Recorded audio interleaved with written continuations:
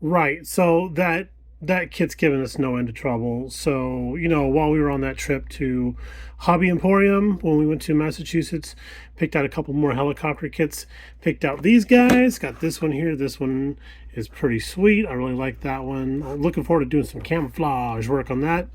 And also the venerable Iroquois, also known as the Huey.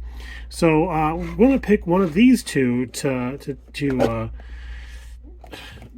enjoy the build, I guess is the best way to say that. So we're having a hard time deciding, right? So we're going to go ahead and flip a coin.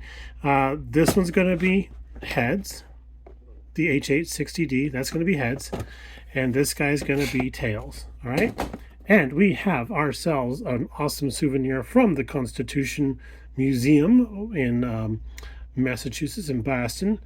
And this side's going to be heads. That side's going to be tails. Okay, ready? And 3, 2, 1.